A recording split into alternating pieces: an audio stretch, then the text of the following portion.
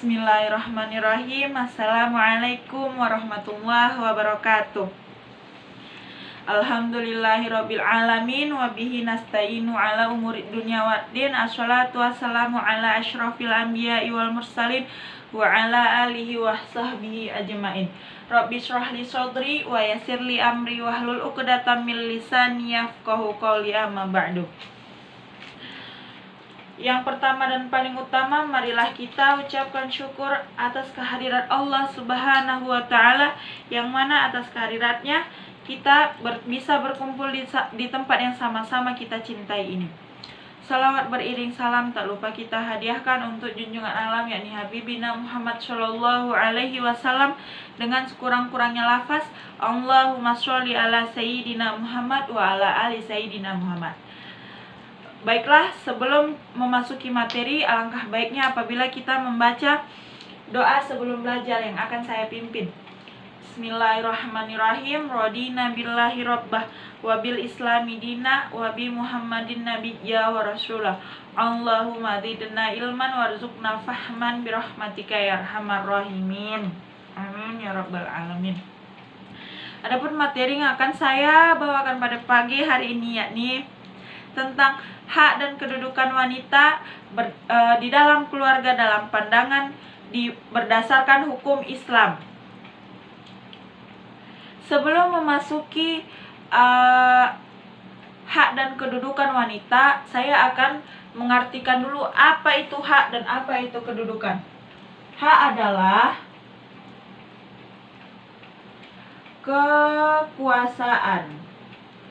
kekuasaan seseorang, hak milik pribadi, kepunyaan,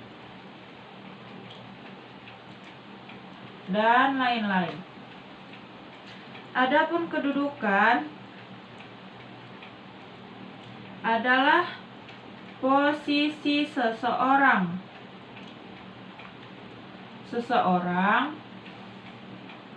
atau status di dalam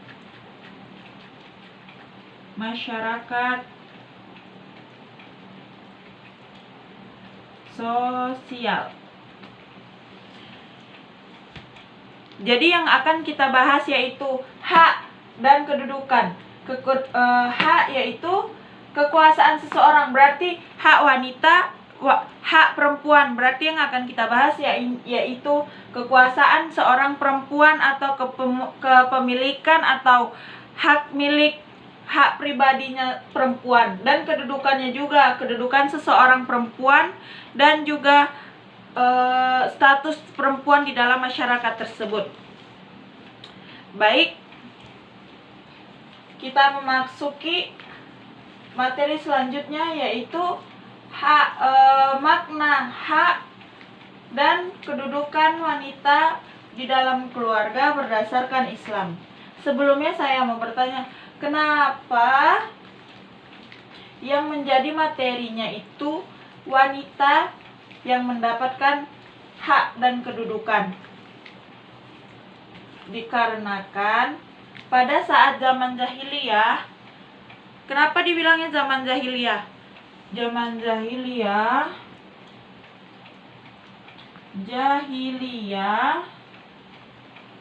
adalah zaman sebelum datangnya agama Islam. Jadi sebelum datangnya agama Islam itu, yaitu zaman jahiliyah, di Arab wanita itu tidak memiliki hak dan kedudukan yang baik sebagaimana mestinya, yang sebagai keperimanusiaan yang semestinya. Karena wanita hanya dianggap sebagai benda belaka.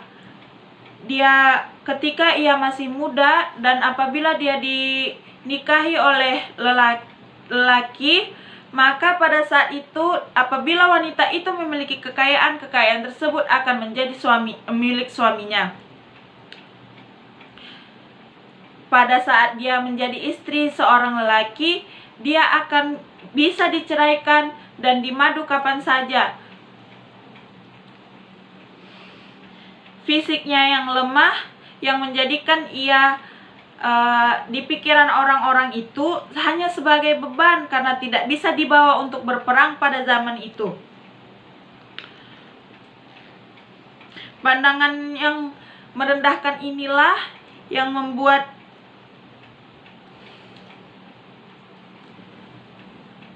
yang akan diperangi dan akan ditinggalkan pada saat datangnya agama Islam. Adapun pada saat agama Islam datang, alhamdulillah wanita telah mendapatkan kedudukan yang semestinya. Adapun kedudukannya, yang pertama kedudukan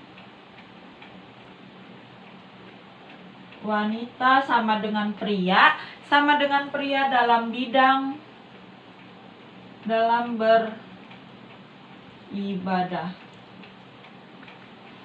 beribadah dalam surat Al-Ahzab ayat 35 dan surat Muhammad ayat 19.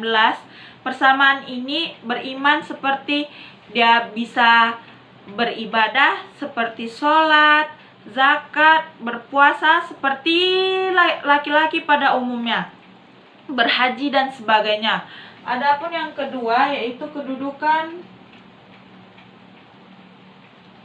dalam berusaha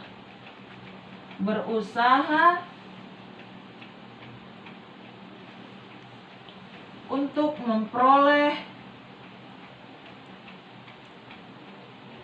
memiliki usaha atau membelanjakan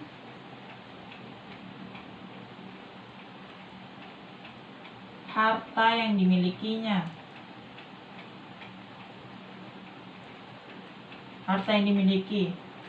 Jadi apabila wanita tersebut lahir dari seseorang yang kaya atau mungkin dia yang memiliki orang tuanya yang lumayan berkecukupan, pada saat datangnya Islam dia berhak untuk membuat suatu usaha, menabung, mungkin dia mau membelanjakan, menginvestasi, mungkin membuat saham. Pada saat adanya Islam dia sudah memiliki hak tersebut. Adapun yang ketiga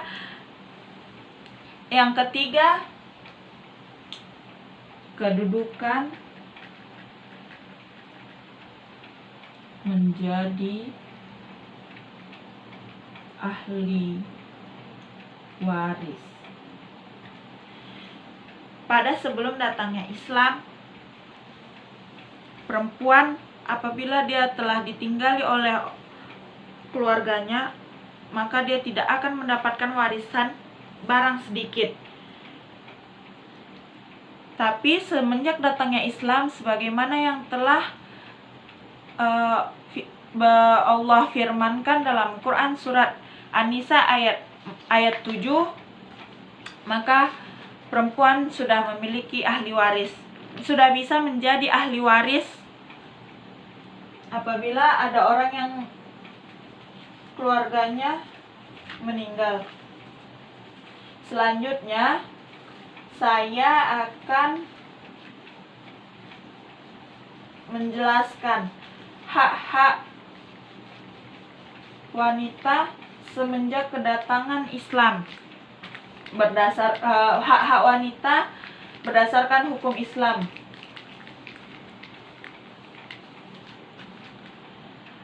Wanita itu manusia, baik wanita maupun pria memiliki hak yang sama. hak dan kewajiban yang sama di mata Allah Subhanahu wa Ta'ala, yang tentunya disesuaikan dengan perannya masing-masing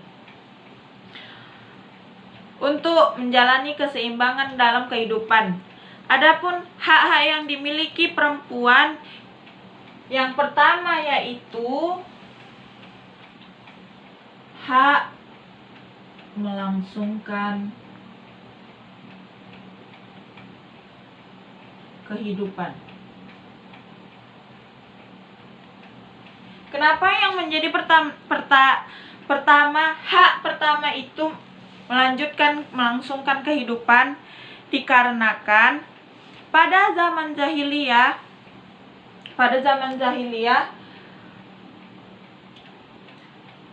apabila lahir seorang anak perempuan baru lahir, apabila diketahui itu seorang perempuan, maka akan dibunuh atau dikubur hidup-hidup.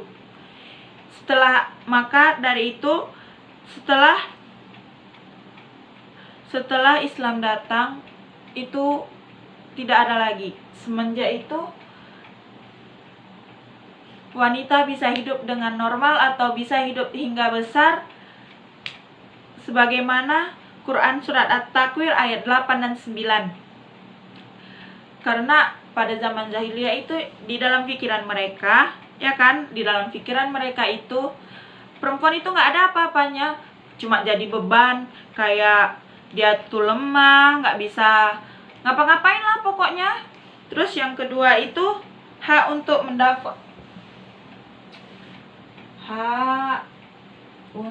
mendapatkan nafkah.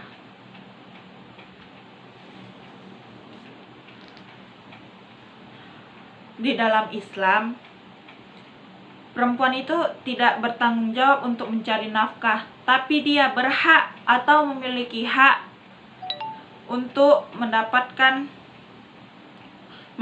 nafkah dari seorang suami dan menjalani kehidupan rumah tangga yang nyaman, tentram, bahagia, dan sejahtera. Yang ketiga, hak untuk mendapat warisan. Hak untuk mendapat warisan. Hak untuk mendapatkan warisan.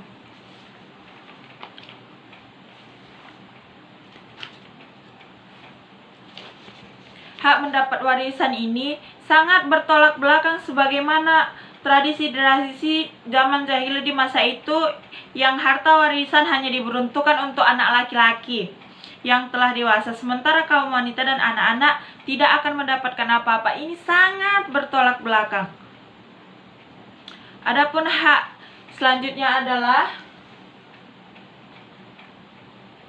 hak untuk berpendidikan.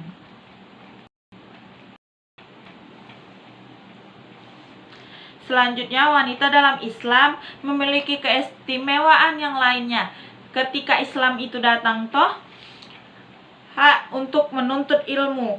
Di sisi lain, dari keagungan wanita dalam Islam adalah menuntut ilmu. Bagi perempuan dalam Islam tidak membeda-bedakan apakah dia seorang perempuan ataupun laki-laki, ataupun seorang budak. Yang kelima, hak untuk mendapatkan perlakuan sebagai seorang istri. Hak untuk mendapatkan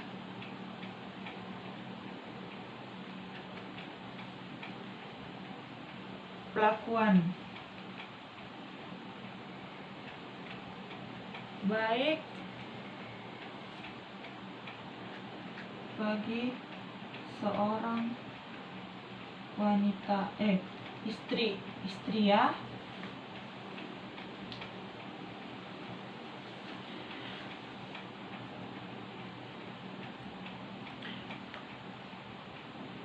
Di dalam sebuah keluarga, istri itu berhak untuk mendapatkan perlakuan yang baik, karena dia itu sebagai posisi yang sangat-sangat amat sangat penting di dalam keluarga. Dia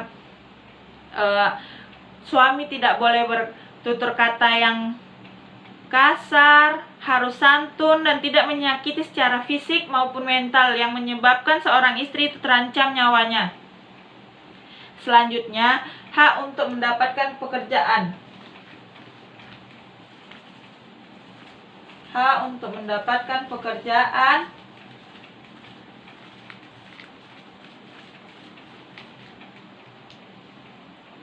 Selanjutnya, hak untuk mendapatkan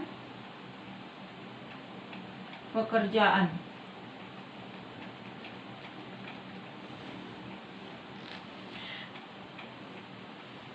Meskipun wanita itu tidak diperkenankan untuk tidak bertanggung jawab untuk mencari nafkah, tetapi dia memiliki hak untuk membantu suaminya dalam mencari nafkah atau membantunya untuk memenuhi keperluan di dalam rumah tangga tersebut seperti mencari pekerjaan dan lain-lain.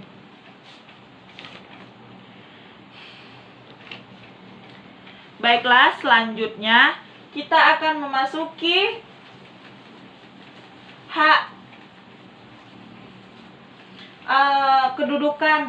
kedudukan seorang wanita dalam keluarga berdasarkan hukum Islam. Adapun kedudukannya ada 3, yaitu sebagai anak, sebagai istri, dan sebagai ibu. Yang pertama, kedudukannya sebagai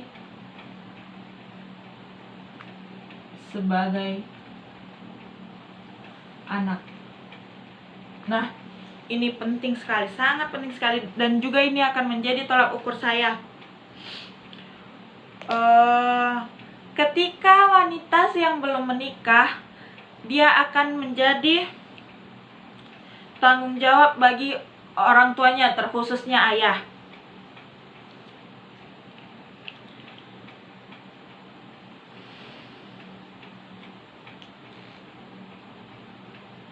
Dan ia sedang memikul tanggung jawab dan muru'ah kedua orang tuanya kemanapun ia pergi.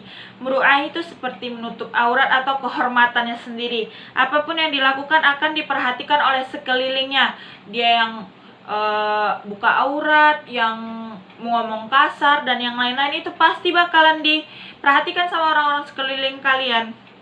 Bahkan mudah dijadikan sebagai bahan fitnah. Yang menjadi mungkin menurut saya yang paling sering dijadikan bahan fitnah itu adalah anak perempuan yang masih lajang atau masih perawan.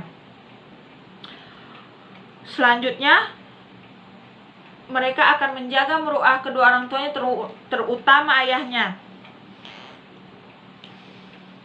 Apabila dia menjaga muru'ahnya, berarti dia sudah meringankan beban kedua orang tuanya. Apalagi pada zaman sekarang ini, zaman yang sangat amat modern, yaitu yang kita lihat di media sosial sekarang, banyaknya perempuan yang tidak menutup auratnya, adanya pelecehan seksual, adanya pemerkosaan, adanya pembuangan bayi secara tidak wajar, secara tidak keprimanusiaan. Itu dikarenakan perempuan itu sendiri tidak menjaga muru'ahnya atau kehormatannya. Berarti itu sama saja dia tidak menjaga muru'ah kedua orang tuanya. Inilah yang menjadi kedudukan perempuan yang amat sangat penting, yaitu menjadi anak perempuan bagi kedua orang tuanya. Adapun kedudukan yang kedua adalah kedudukannya sebagai istri. Kedudukan sebagai istri. Kedudukan sebagai istri di sini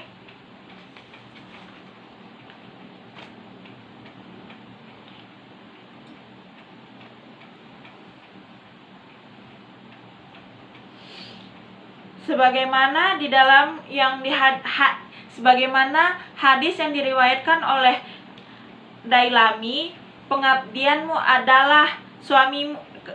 pengabdian kepada suamimu adalah sedekah. Dengan peran perempuan sebagai istri, maka ada beberapa kewajiban terhadap suami. Kewajiban pertama adalah taat sempurna kepada suami dalam perkara yang bukan maksiat, bahkan lebih utama daripada melakukan ibadah-ibadah yang sunnah lainnya. Yang kedua adalah menjaga rahasia suami dan kehormatannya, juga menjaga kehormatan diri sendiri di saat suami tidak ada di tempat, sehingga menumbuhkan kepercayaan saat suami secara penuh ke istrinya. Ketiga yaitu harus menjaga harta suami. Keempat, mengatur kondisi rumah tangga yang rapi, bersih, dan sehat sehingga tampak menyejukkan pandangan dan membuat betah penghuni rumah. Inilah peran istri. Adapun yang ketiga, kedudukannya sebagai ibu.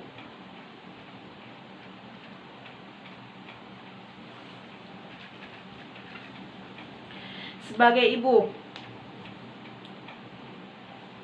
pernah sekali Rasulullah Shallallahu Alaihi Wasallam ditanya oleh sahabat, wahai Rasulullah, kata sahabat, siapakah yang pertama kali harus aku paling berhak untuk aku perlakukan dengan baik? Beliau pun menjawab, ibumu. Lalu sahabat bertanya lagi, lalu siapa lagi ya Rasulullah? Yang kedua lagi, ibumu, kata Rasulullah. Yang selanjutnya ditanya lagi sahabat, siapa lagi ya Rasulullah? Ibumu. Yang terakhir sahabat bertanya, siapa lagi ya Rasulullah? Ayahmu. Di sini kita melihat ada tiga tingkatan untuk ibu yang sangat amat harus diperlakukan dengan baik, karena ibu perannya sangat besar dari mulai dia mengandung kita selama 9 bulan hingga dia menjaga kita sehingga kita dewasa. Dan juga peran ibu itu sangat amat penting, karena sebagaimana terdapat pada hadis, surga berada di telapak kaki ibu. Hadis riwayat Ahmad, An-Nasai, Ibnu Majah, dan Hakim. Mungkin hanya ini yang dapat saya sampaikan, lebih dan kurangnya saya mohon maaf. Apabila itu ada kelebihan, itu datangnya dari Allah Subhanahu wa Ta'ala, dan apabila ada kekurangan, itu datangnya dari setan dan dari diri saya sendiri. Sebelum saya menutupnya, marilah kita membacakan kafarat majelis. Subhanakallahumma wa bihamdika asyhadu alla ilaha illa anta astaghfiruka wa atubu ilaik. Wallahu muwaffiq ila aqwamit thoriq. Assalamualaikum warahmatullahi wabarakatuh.